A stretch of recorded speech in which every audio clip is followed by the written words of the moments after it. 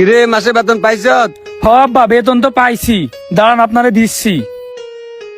এই যে নেন আব্বা। এখানে কত টাকা আছে? এখানে 5,000 টাকা আছে আব্বা। তুমি যে 5,000 টাকা বেতনের চাকরি করো, বর্তমানে 5,000 টাকায় কি হয়? তোমার কি পরিবারের দিকে কোনো খেয়াল নেই? আরে ভাই, আমি তো ভালো চাকরি খুঁজতেছি কিন্তু পাইতেছি না, কারণ আমি তো অত শিক্ষিত না। আব্বা, এই নাও আমার এই মাসের বেতন 20,000 টাকা। আমার সোনার টুকরা বাজান, আমার বুকে আয়। দেখছো দেখছো, মেজো ভাইরে দেখে কিছু শিখো। তোমার তো কোনো লজ্জা শরম নাই। তুমি বড় হয়েছো কি শিখতে? আব্বা, এই মাসের পারফরমেন্স আমার খুবই ভালো, এই জন্য কোম্পানি থেকে খুশি হইয়া আমারে আরো 30,000 টাকা এক্সট্রা দিতেছে। এবার টাকাটা পাইলেই ঘরের রঙের কাজ শুরু করে দিবা। ঠিক আছে বাজান, তুমি দুপুরে কিছু খাইছ?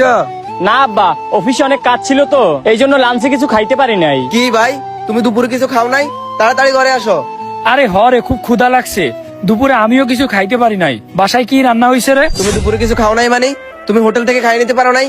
যে শুনছো বাড়িতে খুব ভালো রান্না হয়েছে, সেই খাইতে চলে আসছো। আরে হোটেল থেকেই তো খাইয়ে নিতাম, কিন্তু হোটেল থেকে খাইতে গেলে তো বেশি টাকা লাগবে, বেশি টাকা দিয়ে খাইতে গেলে তো আবার আব্বারে টাকা দেওয়ার বেলায় কম হয়ে যাবে, এই কারণেই তো হোটেল থেকে খাই নাই। তোর কি ফ্যামিলি নিয়ে চিন্তা আছে? ফ্যামিলির চিন্তা থাকলে কি 5,000 টাকা দিতি? মেজো ভাই চাকরিতে জয়েন করছে মাত্র 1 বছর হয়েছে। 1 বছরে 25 লাখ টাকা দিয়ে কত সুন্দর একটা বাড়ি করছে।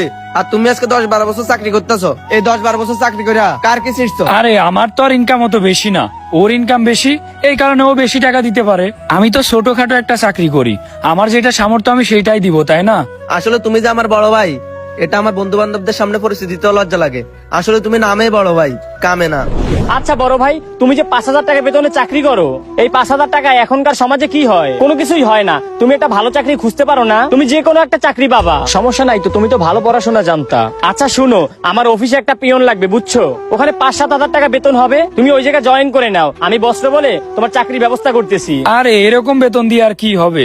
এরকম বেতনের চাকরি তো আমি এখনই করি। আমি ভাবতেছি চাকরি ছাড়িয়ে দেবো, ছাড়িয়ে দিয়ে অন্য কোন একটা কাজ করব, না হয় একটা ব্যবসা দিব। আব্বা যদি কিছু টাকা দিত তাইলে অনেক ভালো হইতো।